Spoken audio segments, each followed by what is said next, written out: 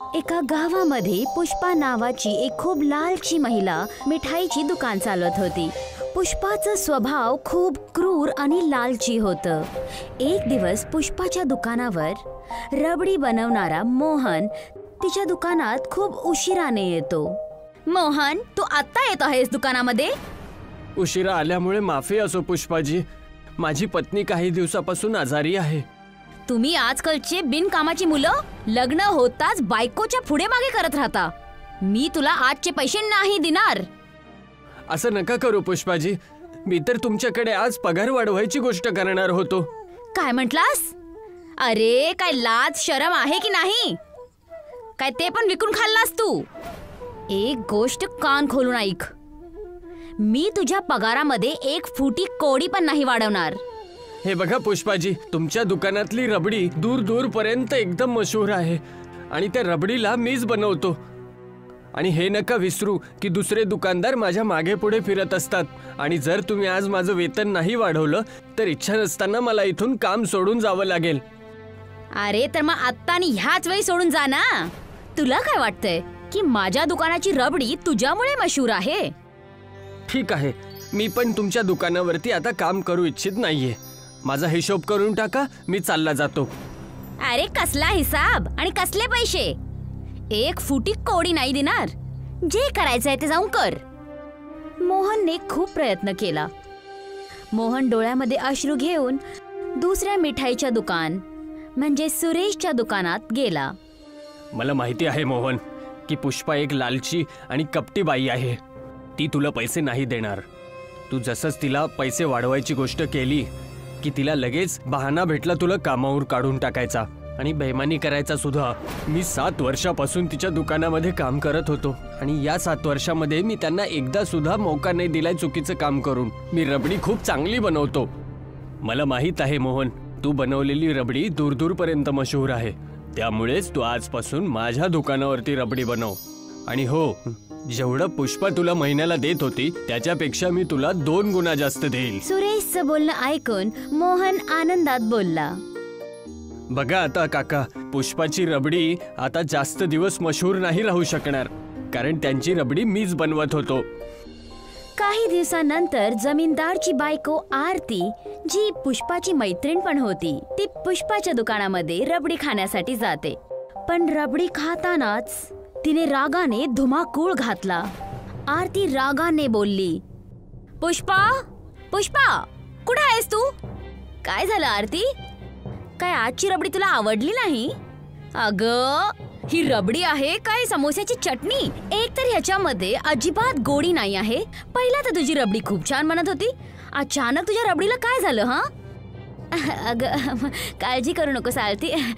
आज मला वाटतंय चुकून माझ्या नोकराकडून रबडी बनवण्यामध्ये काही चूक झाली असेल. उद्यापासून तुला तक्रार करण्याची संधी नाही मिळणार. पुष्पाचं बोलणं ऐकून आरती तिथून निघून गेली. पुष्पाचा नोकर दिनेश पुष्पाला बोलला, अरे, रबडी तर मोहनच चांगली बनवत होता पुष्पाजी. तुम्ही त्याला धक्के मारून काढून टाकलं. तू आपलं तोंड बंद कर. त्या रमेशला पण हेच वाटत होतं. काही दिवसानंतर बघ कसं माझ्या दुकानात रबडी घेणाऱ्यांची लाईन लागते. अरे, तुम्ही लोक तर कालची मुलं आहात. मला रबडीचा व्यवसाय करता करता पूर्ण 20 वर्ष झाले आहेत. मी आपलं घर आणि कार रबडी विकूनच घेतलं आहे. काही दिवसानंतर पुष्पाच्या दुकानावर रबडी घेणाऱ्यांची गर्दी लागली होती. गावचा कोणीही व्यक्ती सुरेशच्या आणि कुणाच्याच दुकानामधून रबडी घेण्यासाठी तयार होत नव्हता. पुष्पाच्या दुकानाला सोडून गावची सगळी दुकानं खाली होती. हे बघून मोहन सुरेशला बोलतो, मी एवढी चांगली रबडी बनवतो मालक, पण तरी सुद्धा आपली रबडी कोणी खायला तयारच नाहीये. रोज रोज रबडी फेकल्यानंतर तर तुमचं दिवाळं निघून जाईल. मी पण तोच विचार करत होतो मोहन. मला असं वाटतंय आपली दुकान काही दिवसांसाठी बंद करावी लागेल. मी काही समजलो नाही मालक, तुम्ही काय म्हणू इच्छिता? मोहन, तुला पुष्पाच्या दुकानावरती काम करून फक्त 5 वर्ष झालेत आणि मी 20 वर्षापासून बघत आहे. जेव्हा कधी पण पुष्पाच्या दुकानावरती लोक रबडी खाणं कमी करतात आणि काही दिवसानंतर अचानक एकदम त्यांच्या दुकानावरती गर्दी व्हायला लागते. काय माहिती काय चमत्कार करते ती पुष्पा, आणि मग कोणत्याच व्यक्तीला तिच्या रबडीशिवाय दुसरी रबडी चांगली वाटतच नाही. आता काय होणार सेठजी? आता तर देवच आपली मदत करू शकतो.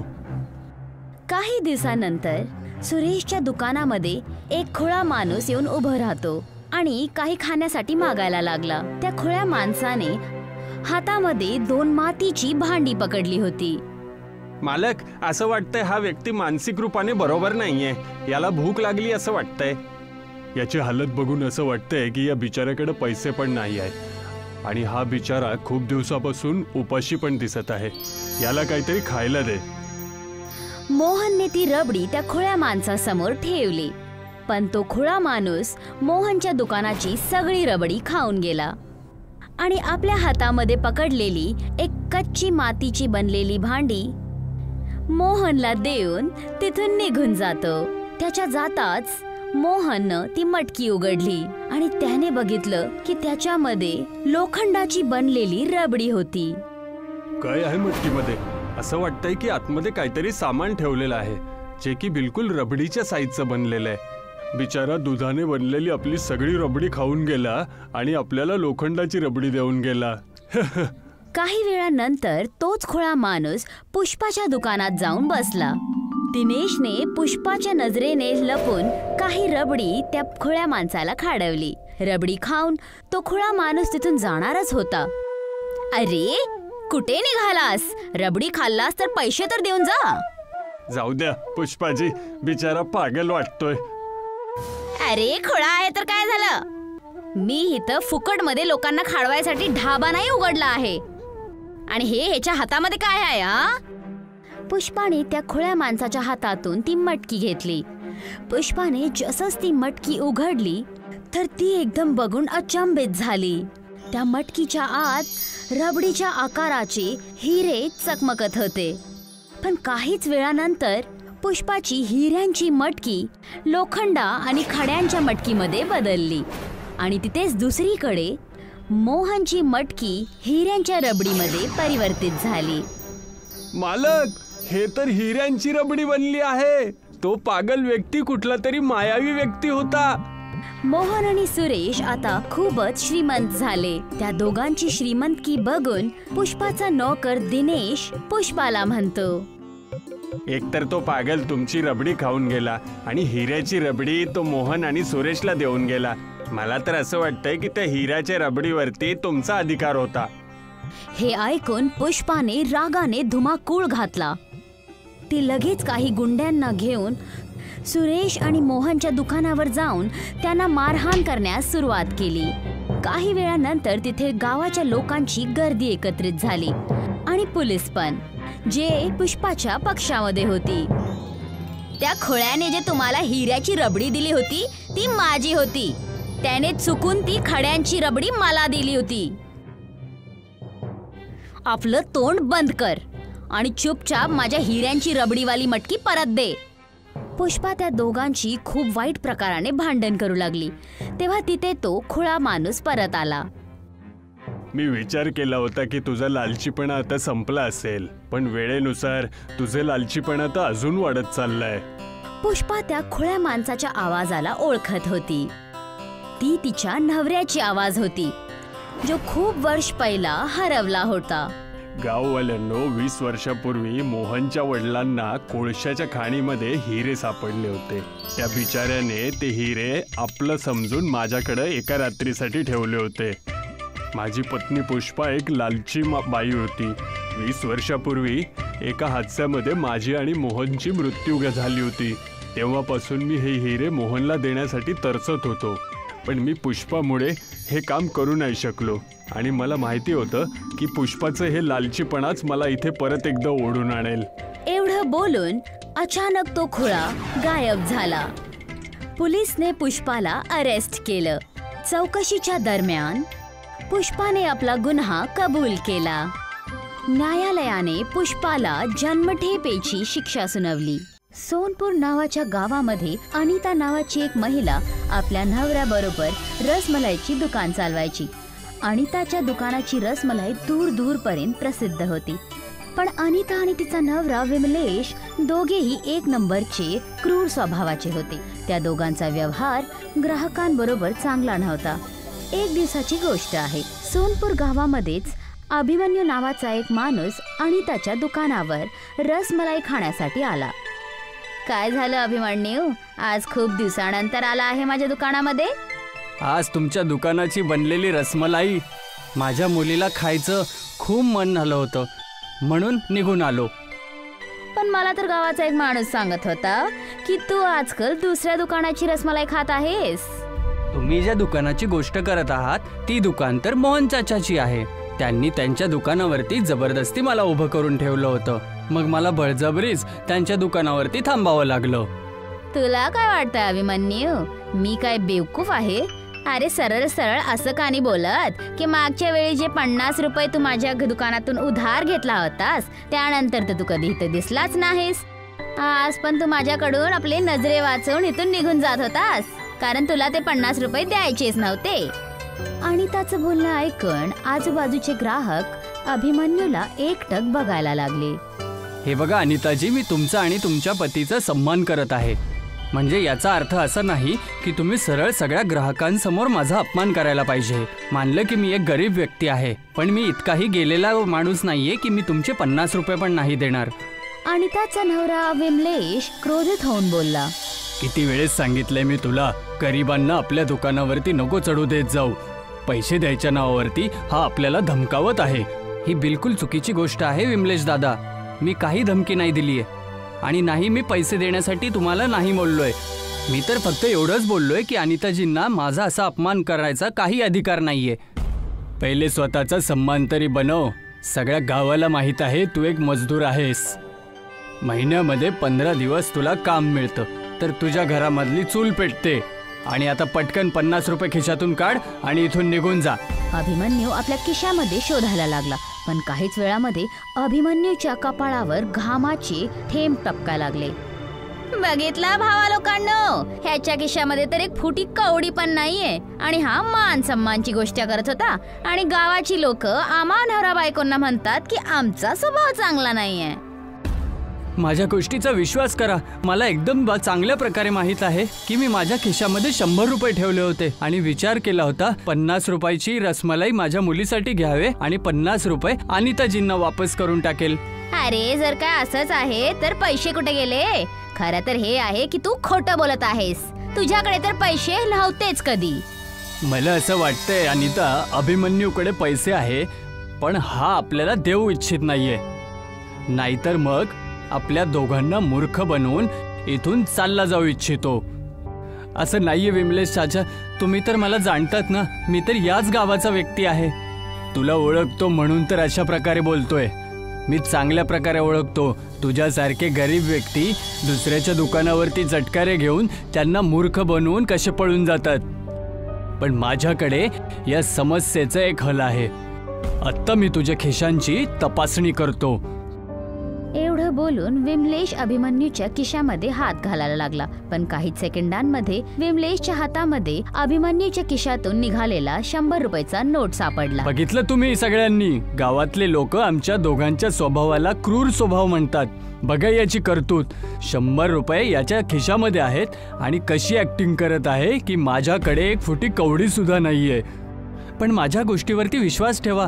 मी जेव्हा माझ्या खिशामध्ये हात टाकला तेव्हा माझ्या खिशात पैसे नव्हते. बस बस, खूप झालं. आजपासून माझ्या दुकानावर कधी पण येऊ नकोस. एवढं सगळं बोलून विमलेश आणि अनिताने अभिमन्यूला खूप अपमानित केलं आणि धक्का देऊन त्याला आपल्या दुकानातून बाहेर टाकलं. अभिमन्यू डोळ्यामध्ये अश्रू घेऊन आपल्या घरी आला. पण त्याची मुलगी कजरी अभिमन्यूचीच वाट बघत होती. बाबा, मी तुमचं कधीपासून वाट बघत होते, पण तुम्ही तर खाली हातच आला. माझी रसमलाई कुठे गेली? कजरीचं बोलणं ऐकून अभिमन्यूच्या डोळ्यामध्ये अश्रू आले. आज मी तुझी रसमलाई नाही आणू शकलो बाळा. कजरी रडत रडत तिथून निघून गेली. अभिमन्यू डोळ्यामध्ये अश्रू घेऊन आपल्या मुलगीला बघत राहिला की तेव्हा त्याची बायको राधिका तिथे आली. कजरी तुमची खूप वेळापासून वाट बघत होती. तुम्ही तर तिचं मनच दुखावलं. आपल्या बायकोची गोष्ट ऐकून अभिमन्यूला खूप जास्त वाईट वाटलं. काय झालं हो? तुम्ही रडत का आहात? सगळं ठीक आहे ना? कुठे तुमचा कोणाबरोबर झगडा तर नाही झाला ना? अभिमन्यू डोळ्यात अश्रू घेऊन पूर्ण घडलेली घटना राधिकाला सांगायला लागला. ह्यामध्ये चूक तुमची नाहीये. त्या नवरा बायकोंचा स्वभाव सगळ्यांना माहिती आहे आणि मी तर तुम्हाला नको म्हटलं होतं. अहो, तिच्या दुकानाची रसमलाई खरीदण्याची काय गरज होती? मला सुद्धा त्यांच्या दुकानातली रसमलाई विकत घ्यायचा काही शौक नव्हता. बस कजरी बाळाला अनिताच्या दुकानावरची रसमलाई पसंत होती, म्हणूनच मी त्यांच्या दुकानावरती गेलो होतो खरेदी करायला. पण आज त्या दोघांनी मला खूप अपमानित केलं. चला सोडा आता, विसरून जा आता ह्या गोष्टींना. आपण गरीब आहोत ना, त्यांचा मुकाबला आपण नाही करू शकत. ह्या गोष्टीला आपल्या हृदयातून काढून टाका. तुम्ही बसून जा, मी तुमच्यासाठी जेवण घेऊन येते. अभिमन्यूने त्या रात्री जेवण नाही केलं. दुसऱ्या दिवशी जेव्हा अभिमन्यू कामावर गेला तर गावाचा ठेकेदार, ज्याच्याकडे अभिमन्यू ह्या वेळीस काम करायचा, त्याने मस्करी करताना अभिमन्यूला बोलला, अभिमन्यू, मला तुझ्याकडनं अशी अपेक्षा नव्हती. मी तर तुला खूप भला माणूस समजलं होतं, पण तू तर मामूली चोर निघालास. हे कशा गोष्टी करत आहात तुम्ही? मी काय केलं? अरे, कालची घटना कोणाला नाही माहिती. तू कशा प्रकारे अनिता आणि विमलेश चाचाला मूर्ख बनवायचा प्रयत्न केला. तुझ्या खिशामध्ये 100 रुपये होते, पण तू जाणून बुजून ते 100 रुपये कमलेश चाचाला नाही दिले. भाऊ, तुझा काय भरोसा? उद्या तू माझ्या पण दुकानावरती चोरी करू शकशील. बाबा, मी आता तुला काही काम नाही देणार. बल्लीने अभिमन्यूला कामावरून काढून टाकलं. खरं तर अनिता आणि विमलेशने अभिमन्यूला एवढं बदनाम केलं होतं की अभिमन्यू जिथून पण निघायचा लोक त्याची खिल्ली उडवत राहायचे. पण अभिमन्यूची मुलगी खूप छोटी होती. ती अभिमन्यूकडून अनिताच्या दुकानचीच रसमलाई खाण्याची जिद करायला लागली. अभिमन्यू काही उत्तर न देता तिथून निघून गेला. कजरी रडत रडत गच्चीवर जाऊन आकाशाला बघायला लागली. तेव्हा तिची आई राधिका कजरीकडे आली. काय करत आहेस बाळा?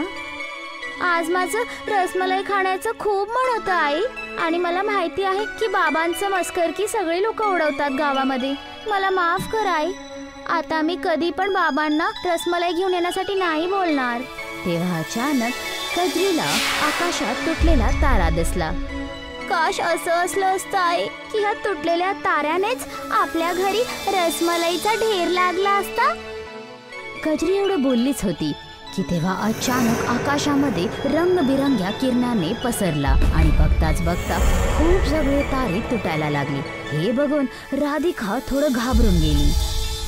पण काहीच वेळामध्ये ते तुटलेले तारे आकाशातून सरळ राधिकाच्या गच्चीवर येऊन रसमलाईच्या रूपामध्ये पडले. हे बघून कजरी खूप जास्त खुश झाली, पण राधिका खूप वाईट प्रकाराने घाबरली. कजरी त्या तुटलेल्या तारांची रसमलाई खाऊ लागली. त्याला खाऊ नकोस बाळा, माहित नाही ते काय आहे.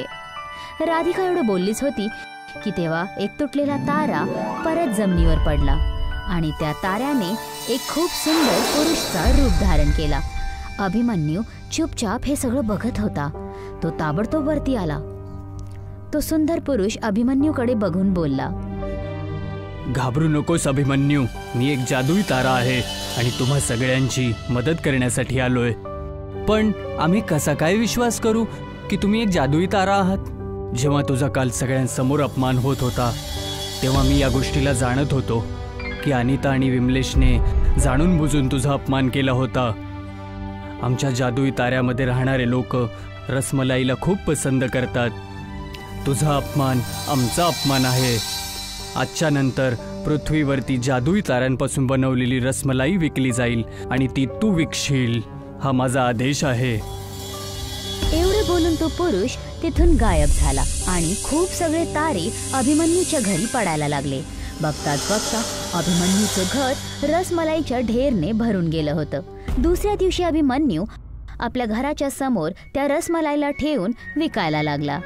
अभिमन्यूच्या घरामध्ये काही ग्राहक अभिमन्यूकडे येऊन बोलले, हे काय आहे? ही रसमलाई आहे भाऊ. ठीक आहे, एक देऊन टाका.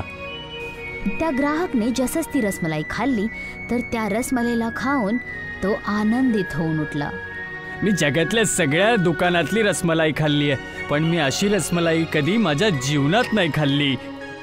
काहीच दिवसामध्ये अभिमन्यूच्या घरी गावाच्या लोकांची आणि खूप सगळ्या लोकांची रसमलाई खाण्यासाठी गर्दी जमायला लागली. अभिमन्यूने काहीच महिन्यांमध्ये बाजारमध्ये एक खूप मोठी दुकान विकत घेऊन त्या रसमलाईला विकायला सुरुवात करतो. आणि ही गोष्ट विमलेश आणि अनिताला अजिबात नाही आवडली. मला समजतच नाही अनिता की अभिमन्यूकडे एवढा पैसा आला तरी कुठून. ह्याच गोष्टीने तर माझं डोकं खराब केलेलं आहे. काय आपण त्याचा अपमान करून काही चूक तर नाही केली. अरे आम्ही काय गावाच्या कुठल्या माणसाला पहिली वेळा अपमानित केलं होतं. आज आपण दोघं नवरा बायको त्याच्यावरती लक्ष ठेवूया. मला गावातल्या काही लोकांनी सांगितलंय की रात्रीच्या वेळी अभिमन्यूच्या छतावरती अचानक आकाशातून रंगबिरंगी किरणे येतात. मला असं वाटतंय की सगळं रहस्य त्या किरणांमध्येच आहे. बहुतेक तुम्ही खरं बोलत आहात. त्या रात्रीपासून अनिता आणि विमलेश चुपचाप अभिमन्यूच्या घरावर नजर ठेवायला लागले. त्यांनी बघितलं की आकाशातून तुटलेले तारे अभिमन्यूच्या घराच्या गच्चीवर पडायला लागले आणि काहीच वेळामध्ये ते रसमलाईमध्ये परिवर्तित होऊन गेले. अशा प्रकारे तर अभिमन्यूला रसमलाई खरेदी करायची पण गरज नसेल पडत. तुम्ही काळजी का करता? मी इथे खाली हात नाही आले, पण आपल्या बरोबर काही घेऊन पण आले. एवढं बोलून अनिता आणि विमलेश अभिमन्यूच्या घरामध्ये पेट्रोल शिंपडायला सुरू करतात. पण जसंच त्या दोघांनी त्या घरामध्ये आग लावायचा प्रयत्न केलं तिथे अभिमन्यू आला. हे तुम्ही दोघं माझ्या घरामध्ये काय करत आहात? अभिमन्यूला बघून विमलेश खूप वाईट प्रकाराने घाबरला. पण अनिता निर्लज्जपणाने अभिमन्यूला बोलली, तुला दिसत नाहीये का तुझ्या घरामध्ये पेट्रोल शिंपडत आहे? काय? पण आम्ही तुमचं काय बिघडवलंय? तुझ्यामुळे आमच्या रसमलाईची दुकान बंद होत आहे. आता मला चांगल्यापैकी सांग की हा सगळा माजरा काय आहे? कसं तुझ्याच घराच्या गच्चीवर तुटलेले तारे पडत आहेत आणि रसमलाईमध्ये परिवर्तित होत आहेत? नाही, मी ते नाही तुम्हाला सांगू शकत. तेव्हा राधिका आणि कजरी तिथे येतात. अभिमन्यू, हे दोघे इथे काय करत आहात? तुला माहितीये, हे दोघं आपल्या घराला आग लावत होते. तुम्हा दोघांना लाज नाही वाटत ही घटिया हरकत करताना? तर आता तुम्हा दोघांची अवकात एवढी वाढलेली आहे की तू आता माझ्याशी प्रश्न करत आहेस हा? अचानक आकाशातून रंगबिरंगा प्रकाश अनिता, विमलेश, अभिमन्यू, राधिका आणि कजरीवर फुटून आला आणि बघताच बघता ते सगळे गायब झाले. काहीच क्षणांमध्ये त्या सगळ्यांनी आपल्याला एक विचित्र दुनियामध्ये पाहिलं, जिथे खूप सगळे तारे जगमगत होते. खूप सगळे तारे तुटून खाली पडत होते. पण जसंच एक तारा तुटला तो रसमलाईमध्ये परिवर्तित होऊन जायचा. हे बघून सगळेजण हैराण झाले. तेव्हा अचानक तोच पुरुष सोनेऱ्या किरणांबरोबर तिथे अचानक आला. त्या पुरुषला बघून अनिता आणि विमलेश खूप वाईट प्रकारे घाबरले. कोण आहात तुम्ही आणि हे आम्ही कोणत्या जागेवरती आहेत? मी जादुई ताऱ्यांचा मालक आहे आणि आमच्याकडे भोजनाच्या जागेवरती रसमलाईच असते आणि आम्ही आमच्या ग्राहकांचा खूप सन्मान करतो आणि जो ग्राहकांचा अपमान करतो त्याला आम्ही दंडित करतो. तुम्ही दोघं काही वर्षांपासून आपल्या ग्राहकांसोबत आपल्या गावामध्ये अपमानजनक व्यवहार करतात. तुम्हाला याचा दंड अवश्य मिळेल आणि तो दंड हा आहे की तुम्ही आजीवन या जादुई ताऱ्यांच्या कारागृहामध्ये राहणार आणि कधीच तुमच्या जगामध्ये वापस नाही जाऊ शकणार. अनिता आणि विमलेशने स्वतःला एका कारागारमध्ये बंद पाहिलं. हे माझं जग आहे. जेव्हा जेव्हा तुमची मर्जी असेल तुम्ही इथे राहू शकता. जेव्हाही तुम्हाला जायचं असेल तुम्ही तुमचे डोळे बंद करून तुमच्या घराची आठवण काढा. तुम्ही तिथे निघून जाताल. अभिमन्यू आपल्या कुटुंबाबरोबर खूप दिवस त्या जादुई दुनियामध्ये राहिला आणि मग काही दिवसानंतर अभिमन्यू पृथ्वीवर परत आला. अभिमन्यू आज पण तुटलेल्या ताऱ्यांची बनलेली रसमलाई विकत असतो.